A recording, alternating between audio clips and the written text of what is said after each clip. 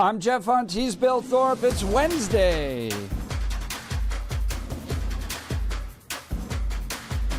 I know. He only said Wednesday. I'm not any happier about it.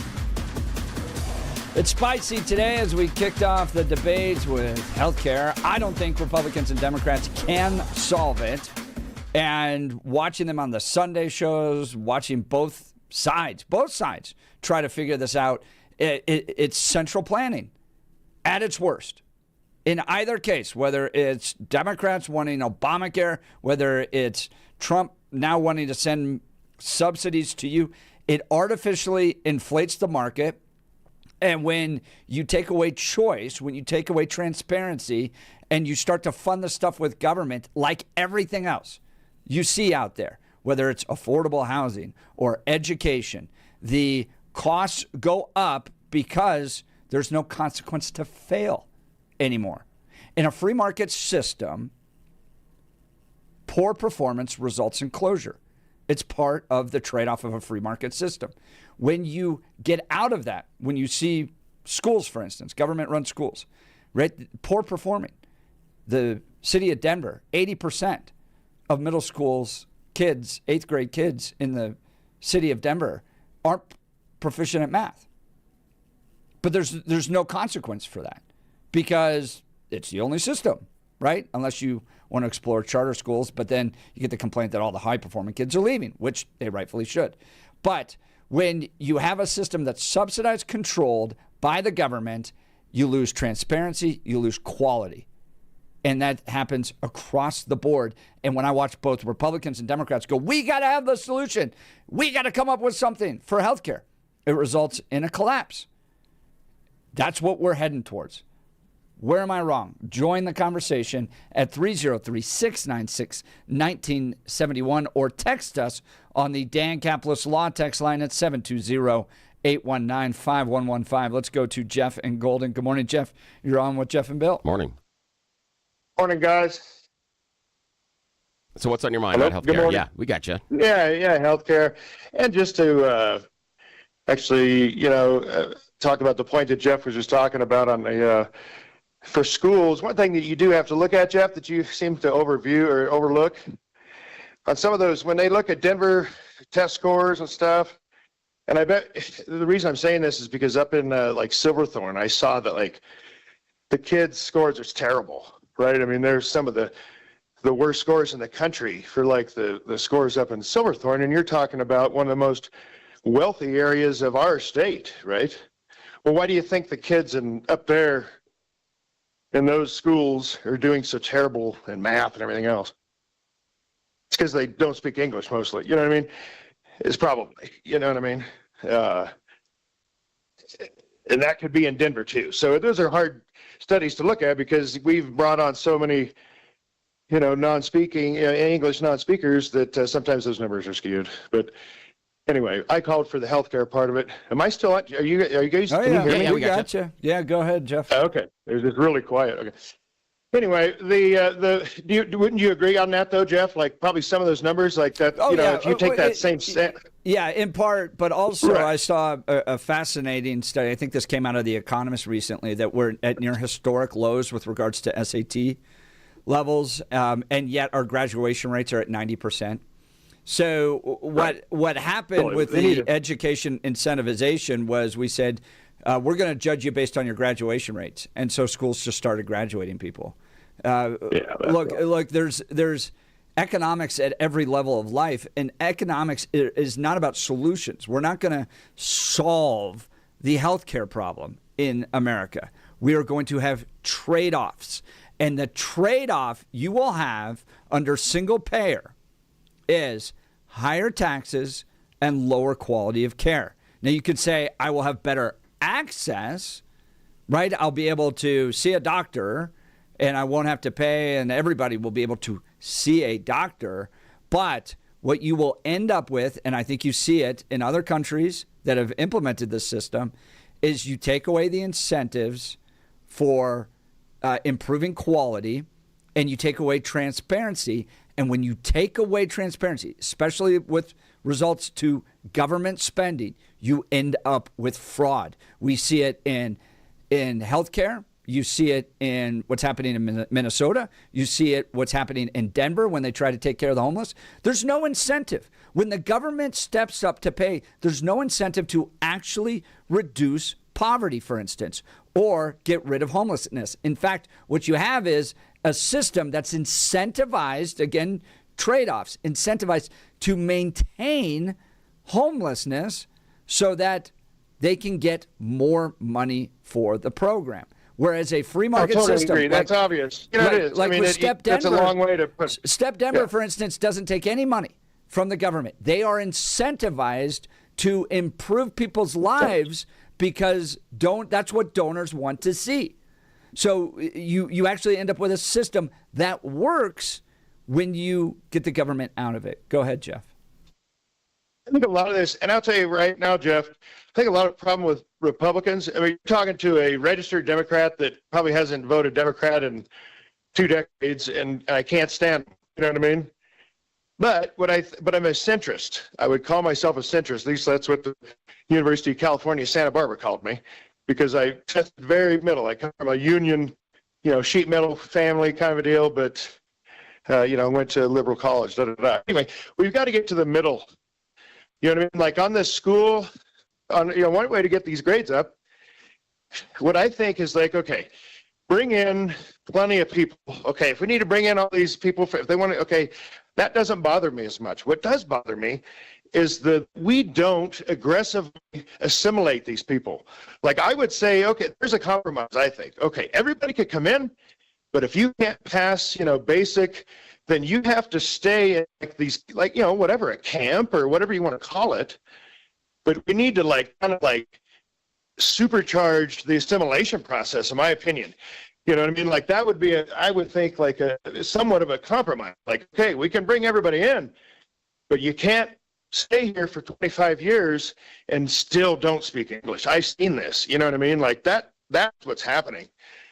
Anyway, but what I called in about is the Nicaragua. I go surfing in Nicaragua very extensively, for the past decade. Okay, and when you surf, you get hurt. You know what I mean? You got to go to the doctor down there, and the doctor is an amazing experience. I love it. It's you go in and it's just I don't know. It's just amazing. And what I just kind of learned today, probably what I'm experiencing, is the private. They have 2 sides, and they have basically for like the places that I'm going and stuff like that. It is a private.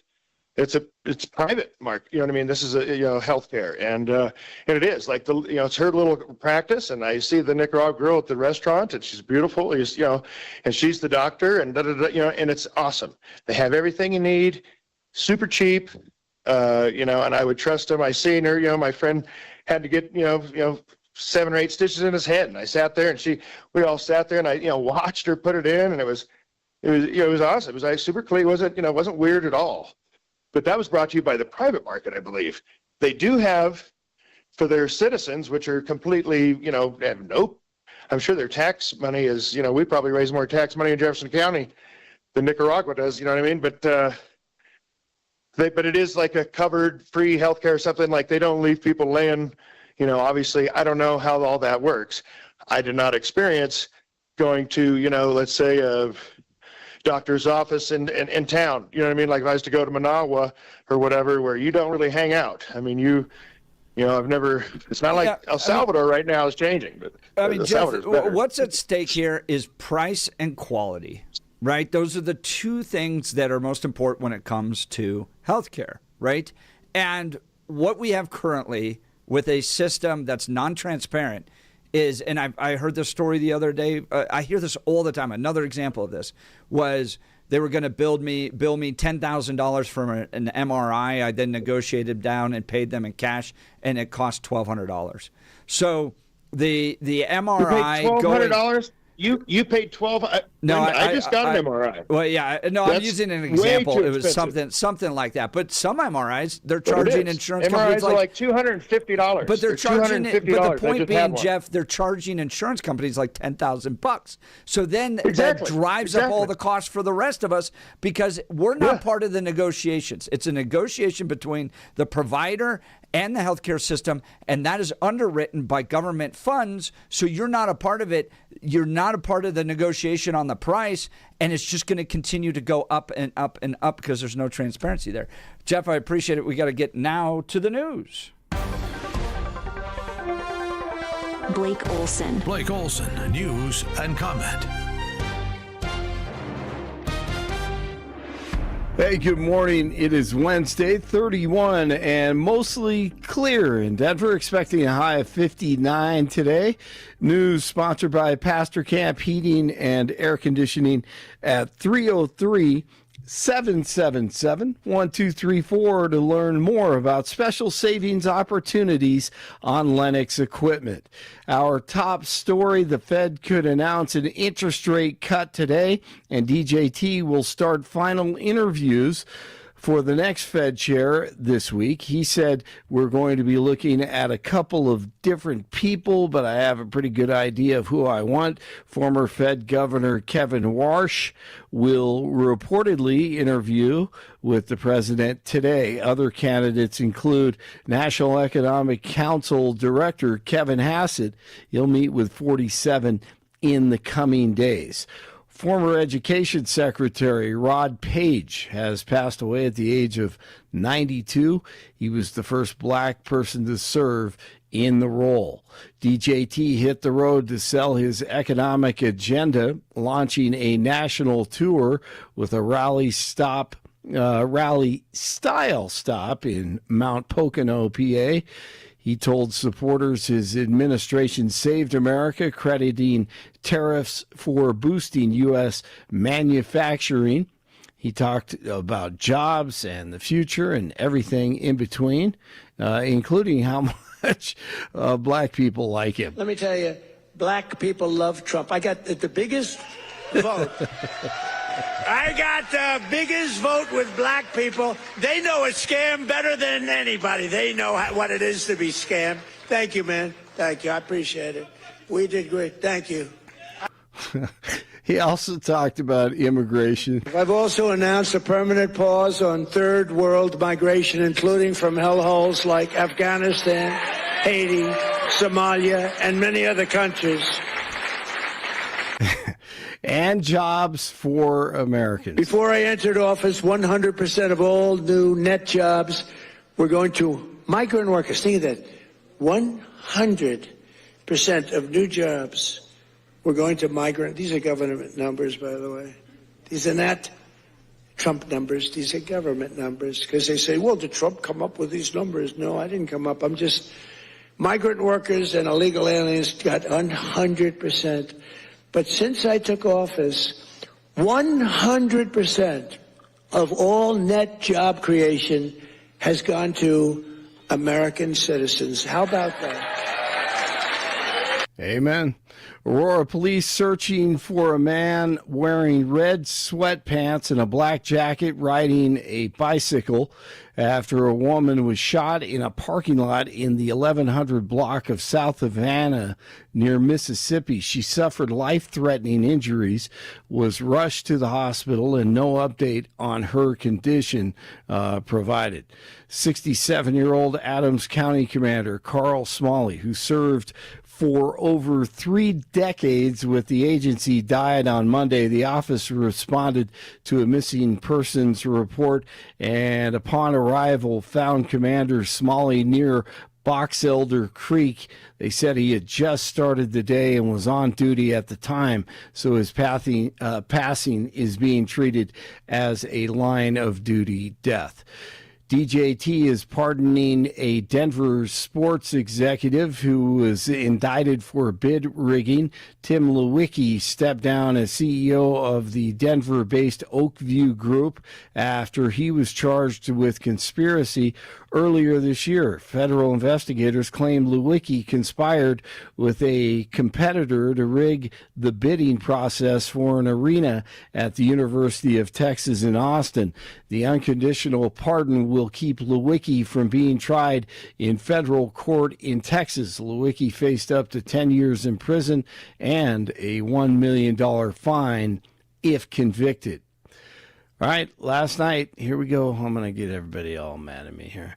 Last night, Candace received shocking information from a veteran who allegedly saw a key member of Charlie's security team at a military base with top brass following a meeting. Allegedly, he saw this. And at this point, he sees that the person that is with him, and he said, certain that the person that is with him is Brian Harple.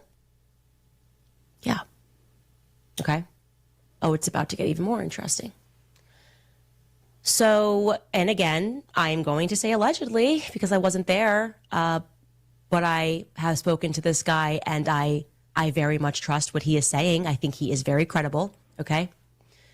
So he sees Brian Harple come out, this older guy, and he has, what then happens is first the guys that are checking him in are friendly. He explains to them, yeah, this is what happened to me. I just want to speak to somebody. They're like, yeah, let me help you.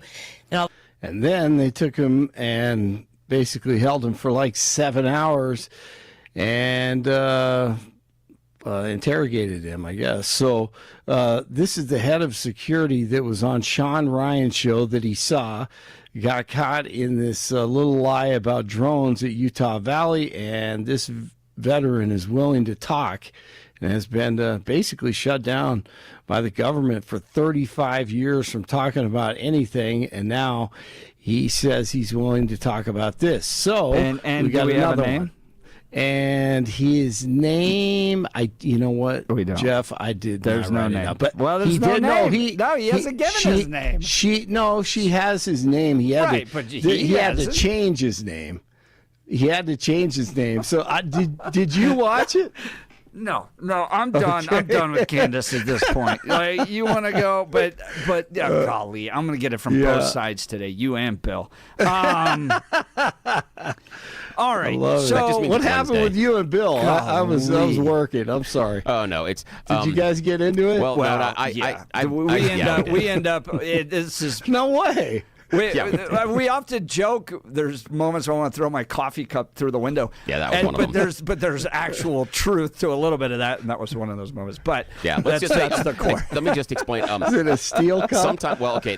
There's a thing that it's been referred to that I personally get these moments where I am a pit bull, and what I do is I hang on to something and I don't let it go, and I will crush it.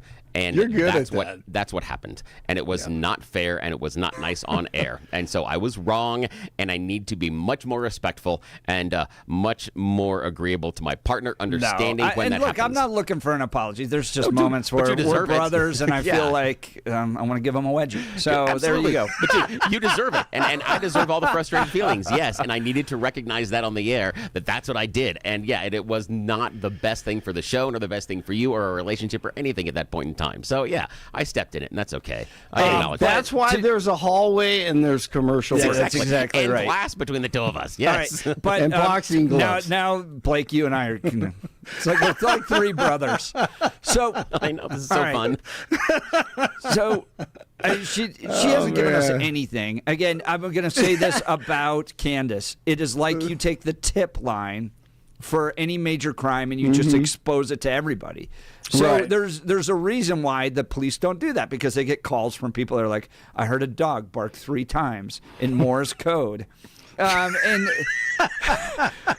clearly the dogs are all in on it. And that's what, like an average police officer is going to go, there's just crazy people out there. Not with Candace, it's just everything. Everything just gets exposed. So it would not surprise me if in a future episode, the dogs are speaking in Morse code and Candace Owens is trying to figure out their involvement in the assassination of Charlie Kirk. It bounces around into whatever stupid lane she decides to take it. She's not credible, but what makes me angry is I think she's actively harming Turning Point at this point. which is a great institution that's trying to figure out what to do now in the wake of the loss of their leader, and they don't need this. And that's where I get frustrated. But Yeah, again, you don't have anything from Candace. There's no name. There's no person. Well, she did mention his name. I just don't have it right now. From what I've read in analysis of it, it was an alias name. It's not his real name. He had to change it. He had to change it, yeah. And then you have Candace talking about how she's actively being hunted by French special forces and goes out to a whole bunch of parties. I just don't buy it anymore. I'm sorry.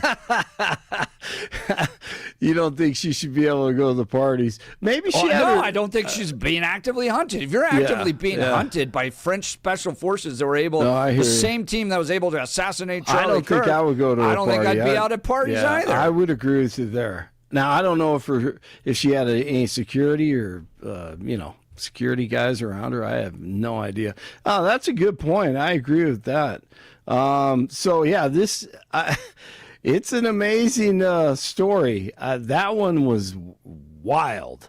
It goes back to this guy helping, the government in 1990 with the Sinaloa cartel. And he discovered all this stuff, and then he had to change his name, he says, and he's had to be quiet. He hasn't been able to talk for 35 years about anything. He goes back to try to figure out the specifics and what happened, and he ends up being in a place, in a location. I find it this one very hard to believe. However, she's getting people from all around the world with these tips. She's made herself this black hole of stupidity with regards to this. And it's just, she's going to get so many of these, and she's going to chase them down, and they're never going to go anywhere. She never promises or actually delivers anything on what she promises. I don't know, Blake. You need to spend time with her. But I will watch today, and I'll have an update for you tomorrow. Blake's taking one for the team. Yeah, exactly. I do the dirty work, man. Let's see. Has Brigitte Macron been proven to be a man yet? Oh, How come about on. that one? We How know about that she one? is. Oh, come on. Blake. Come on. Dude, I know she's a freak. Man. Yeah, she might be a freak. She's not She's a freak. dude. I know she should be in jail. The Predators get by the Avalanche last night, 4-3. The final, the Avs are 21-2-7, and the Broncos back to work today as they get ready to take on the Packers and go for 11 straight. And hopefully we hear from Phillip Rivers today as he prepares to try to help the Colts. We'll see if he comes off the practice squad and is able to survive after the first practice today. He should be fine. 29 in Westminster, 30 in Littleton, 31 in Denver, and you're waking up with Jeff and Bill. Blake Olson, News Talk 710 KNUS. Other than some windy areas, and there will be plenty of wind along the Front Range and foothills and mountains over the next couple of days, we're going to be looking at mild, dry weather as all the significant weather stays to the north and east of us. Partly cloudy, windy at times, upper 50s and low 60s, low to mid 30s tonight. Mid to upper 50s Wednesday, near 40 Wednesday night. Temperatures will be 50s and 60s Thursday, trending a bit cooler for Friday and into the weekend, but the real cold stays away. Meteorologist Don Day in the 710 KNUS Weather Center.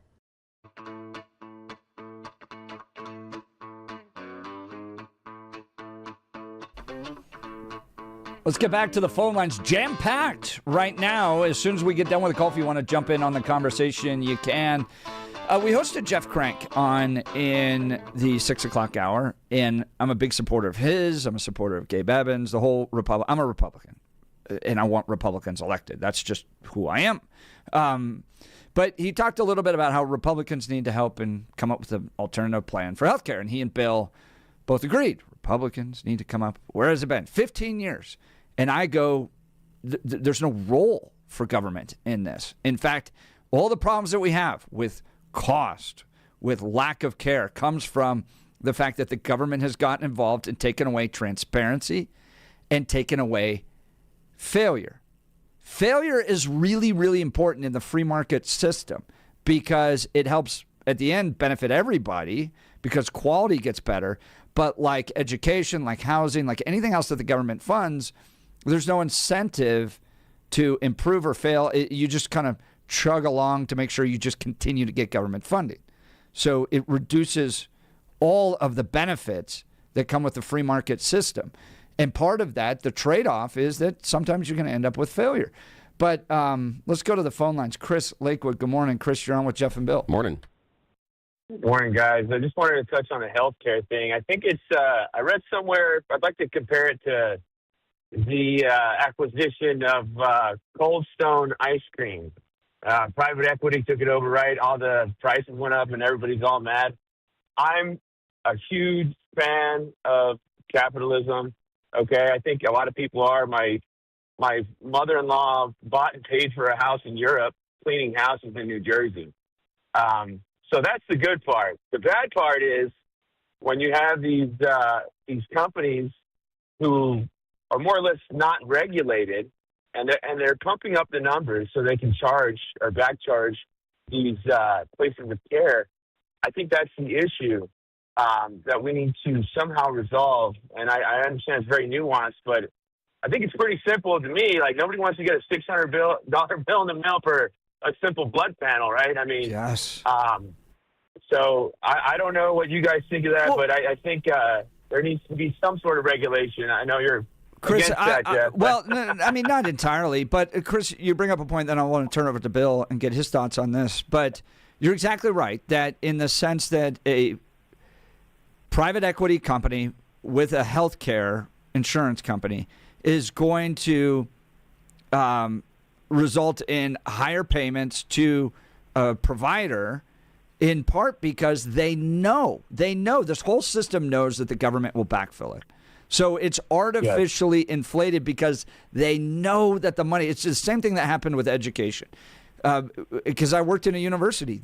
We knew that Pell Grants were going to come in. We knew that money for poor kids was going to come in. So we just increased and improved and drove up all the different services that the university provided because we knew at the end of the day that money was going to be there because the government was providing it. So that's why you get the explosion of these administrators. And you get this explosion of these administrators with healthcare too, because they know the money will continue to be there. The result, though, is that quality declines because you don't have to fight for it the way a small business owner does. Think of even a lemonade stand, right? If you have multiple competing lemonade stands, you have to provide better services at cheaper costs if you want to win the customers. But if you know the money's going to be there anyways, well, you're going to show up at 10 a.m. You'll provide substandard lemons. Who really needs to go analyze lemons at that point? And then the result is quality ends up declining across the board because you know that money will be there. Bill, what do you think of what Chris said? Yeah, that's the issue that I've got that I think is part of the problem, Chris, is that when we get into the insurance realm, the idea of profit motive is flipped on its head. Now, we can argue that, Cold Stone makes more money based on providing a better experience, better quality, better, just doing the thing better in order to charge a premium. You can say the same thing about hospitals and doctors. But when you get into the realm of insurance, their motivation is to prevent you and I from using the care. That's how they make more money. And I think that gets into somewhat of a problem. And like you talk about some of those, basically the investment firms, there also gets to be, in my mind, somewhat of a problem in there when they get involved in healthcare because, again, they're looking for a return on their investment. They're not necessarily looking for the hospital to be profitable. They just want to make sure that their investment makes more money. And we've known back even since the 80s that sometimes the way that those large investment firms make money is by degrading the quality of what the business is and then chopping it up and selling off pieces, or just degrading the quality and keeping the prices where they are. That can be it as well because it increases the profit margin. So when we have private equity firms getting involved, I get a little skeptical because I don't believe that they are there for the core function of what you're looking at as far as the free market. I believe their core function is something on a different level where pieces of the free market don't work for them. And they're going to do what they can in order to maximize the return on their investment, not maximize the efficiency or the workings of that company or industry. That's kind of my opinion. So what you're saying is that there's elements of capitalism that scam the government because they know they can, and that's the goal of capitalism is just, not necessarily the goal, but yeah, the goal is to get it on top. I don't think the goal is to scam, but the goal is to make the money. And sometimes if that is the path of least resistance, absolutely. And we could look at scam the government or take advantage of things in different ways. We talked about regulations. We know that if there were some regulations that we rolled back, some of these companies would be perfectly happy dumping chemicals either in our backyards or in our water systems. And because it's easy for them.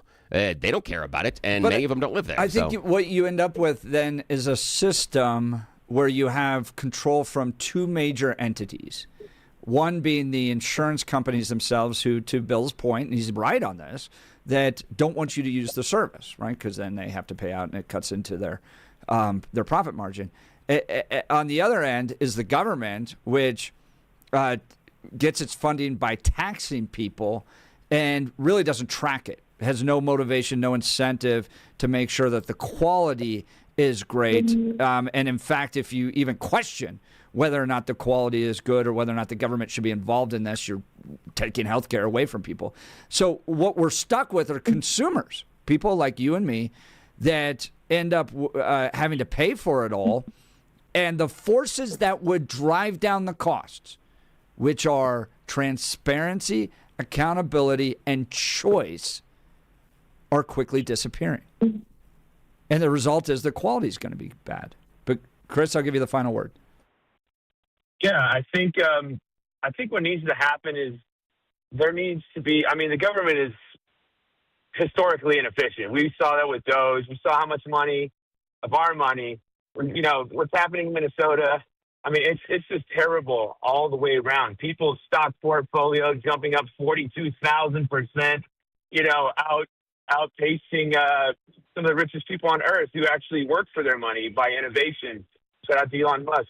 I don't know where we go from here, but may God help us all. Well, Chris, I appreciate it. I think we know exactly where to go. Unfortunately, what I've seen is a lot of the American people have gotten into, like, for instance, this text message from Suzanne. The doom loop of socialism. If the government doesn't provide it, well, then who does? And there's a famous conversation between Mikhail Gorbachev and Margaret Thatcher, where Gorbachev goes to Thatcher and says, well, if you're not planning and if you're not making determinations on how you're going to feed your people, how do you feed your people? Who's going to feed your people? Margaret Thatcher, if you're not the ones that are coming up with it. And Margaret Thatcher said, it's not my job to feed my people. That's the power of the free market. So you end up with this system where we believe that if the government doesn't provide health care, then somehow it won't. And it's been proven in other aspects of whether it's food, housing, education, that the government does a really, really bad job of doing it. But we're running down this pathway of believing that the only solution to healthcare out there is government. And that's going to end up being a problem for all of us. Chris, I appreciate it. Let's talk Chris. Advanced hair restoration. Guys, if you're losing your hair and desire to have it back, then Advanced Hair Restoration has the easiest guaranteed solution. Their simple one-day treatment offers life-changing results. I've seen it with my own eyes. Guys, it's not magic, but close to it. They put hair where you need it the most, and bam, it grows. It's actually science. Advanced Hair has it all. Top-rated Dr. Tanya Paul's modern technology. And best of all, you get your own natural hair that begins regrowing the very next day. Advanced Hair even guarantees it will grow for life. So schedule your free consultation now, 720-459-HAIR. 720-459-HAIR. If you qualify, you'll get $250 off and 250 free hair grafts. Advanced Hair is the winner of Westward's Best of Denver, and it's changed the lives of tens of thousands of people. So don't wait. Check out the before and afters online for yourself, 720-459-HAIR, 720-459-HAIR, or advancedhair.com, advancedhair.com. All right, let's get to, we got to get to our first break. We'll get to Barney next. You guys are listening to the Jeff and Bill Show. This is Denver's talk leader, News Talk 710 KNUS.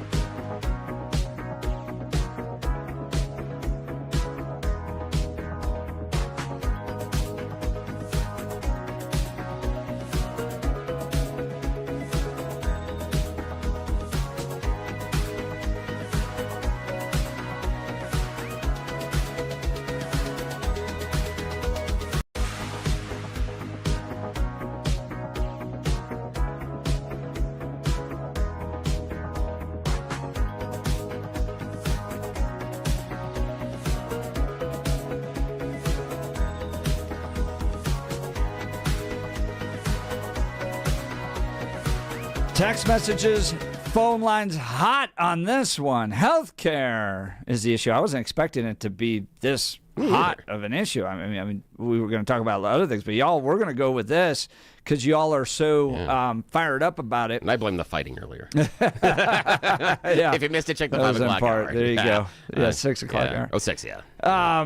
So, look, Republicans, Democrats, both saying we got to come up with a fix for Obamacare and our health care. And my argument is that Obamacare made it worse because you have more government intervention and more funding that goes into it, less transparency and less accountability. And there's forces within the free market system that work it's like a web that end up pushing costs down. So, for instance, right, nobody can build a pencil. This is the economist, Morton, I'm totally forgetting his name. It's Wednesday. But I don't know. Freeman. Milton Friedman. Milton Friedman. Milton Friedman, yeah. Milton Friedman makes the argument that no one can build a pencil. And the idea that it costs 20 cents is wild, right? Because you need rubber trees down in South America, for instance, to form the little eraser. You need aluminum that's mined out of the ground. Then you need to chop down trees. You need to put graphite, which is also mined out of the ground. All together, the whole thing comes together from all parts of the world, and you buy it for 15 cents. Like, it's wild that that's the case, right? But then you look at an eye exam, for instance. I'll go in for an eye exam, that'll cost $350. Like, what? Why is that? Why does that dynamic take place? In part, from my perspective, is that it's that when you subsidize something from the government, you artificially force all the prices up because now what would have been a free market system competing and forcing prices down and quality up is the exact opposite. Quality goes down and prices go up because there's a steady stream of money that comes in from the government, and as a result, you don't have the forces of work that needs to take place in order to lower the cost. So let's go to Barney in Denver. Good morning, Barney. You're on with Jeff and Bill. Morning. Hey, Jeff and Bill. Billy, don't ever medicate, okay? Just stay the way you are. So if you have to throw coffee pots or cups at Jeff, just don't medicate. Stay the way you are. Oh, thanks. This is a free country. You can speak whatever damn language you want. You don't have to assimilate. You will suffer eventually. Your kids will suffer. But no, it is still America. We can do whatever we want. But first off, Jeff, there are no MRIs that cost $250. Maybe with insurance, but there are no MRIs that will cost $250. And just let me give an example where I can see both sides of the issue. So you walk in there for your MRI. I walk in there, mine are $1,000 out of pocket. But if it's with insurance, it's $3,500. But we're not talking about a full body MRI. We're talking about a liver, kidney, whatever. They chop you up. So by the same token, your clown doctor orders a full body MRI because there's something. Well, we can't say that. Let's just say your liver is an issue. So your quack doctor does a full-body MRI at $10,000.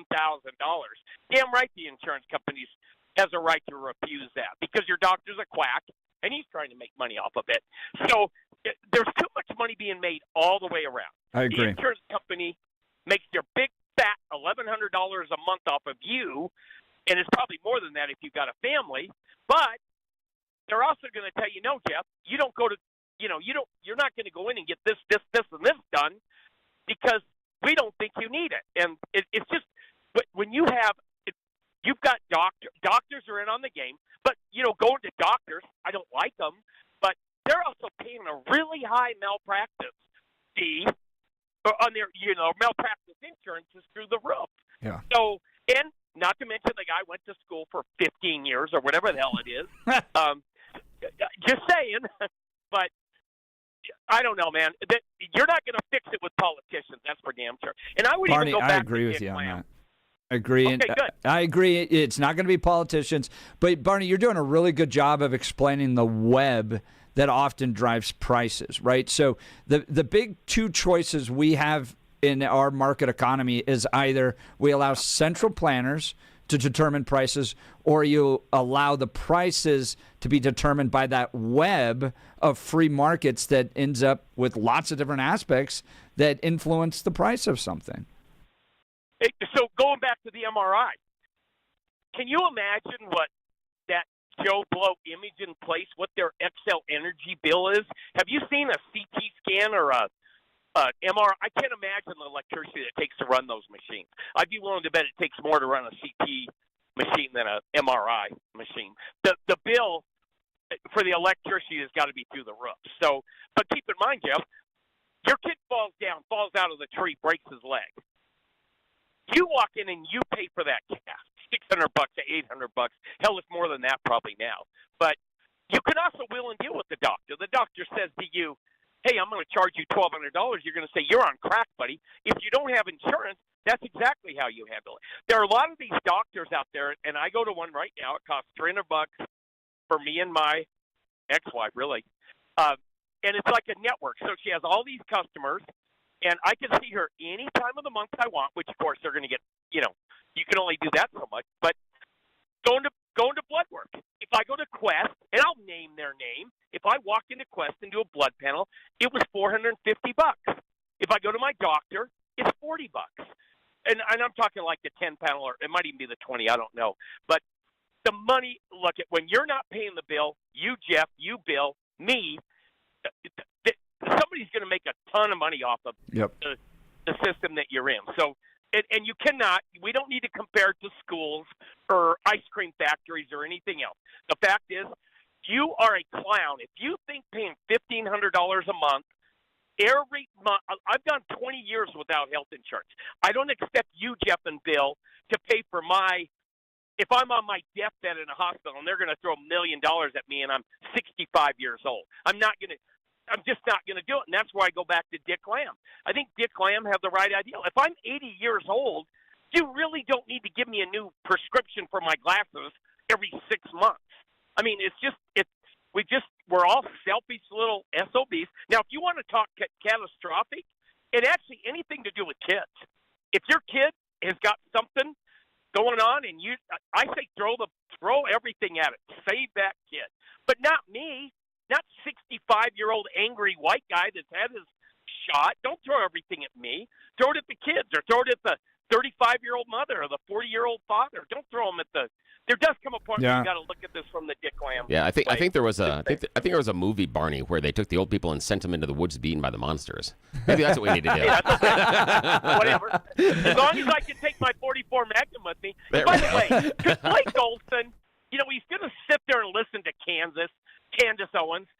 Could he just call her up on that podcast and either just tell her to shut up or stop it or something, because she doesn't even take a breath when she's ranting and raving, and she bites her lip. Yeah, and she does. 90 miles an hour of crap. Here's something, Barney, that's going to twist your mind a little bit next time. When Candace Owens loads her stuff onto YouTube or somewhere else, go read the comments.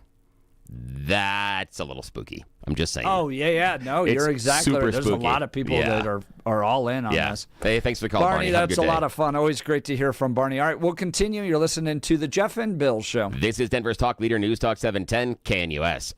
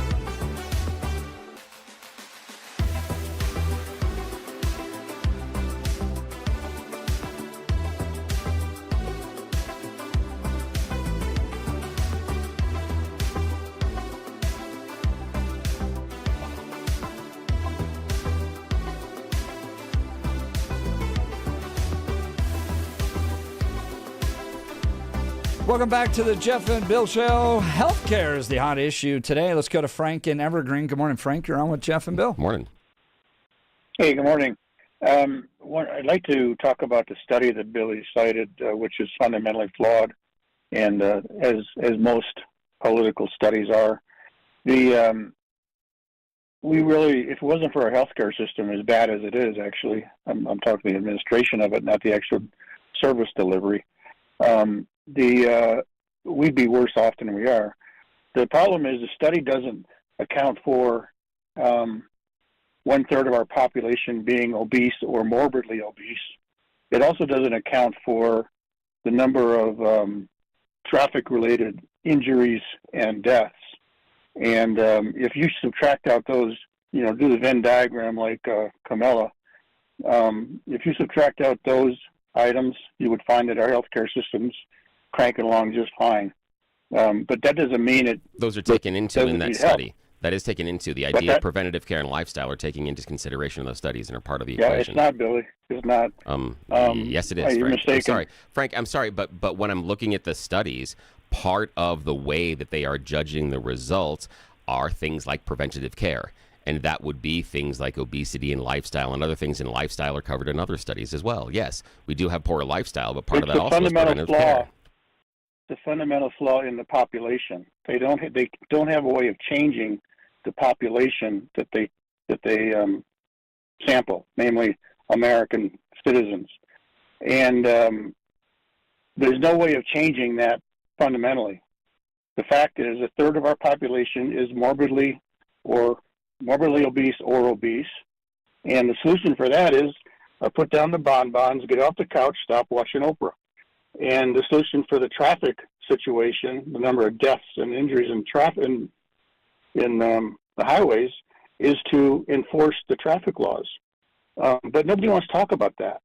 I agree we have a problem with our healthcare system, but it's more about our delivery is pretty darn good. I'm talking about service delivery by the providers. That's not the issue. The issue is, like you've been saying, it's the politicians, the healthcare companies, and the lack of the general population of America refusing to take personal responsibility for their own life. Well, I see that, but that's taken into in some of the studies, et cetera, and we still spend more. And that's part of the issue as well with that, Frank. But I appreciate the call. All right, we'll continue with the discussion and the debate, plus what's happening to Turning Point at CSU. We'll be covering it. You're listening to The Jeff and Bill Show. This is KNUS.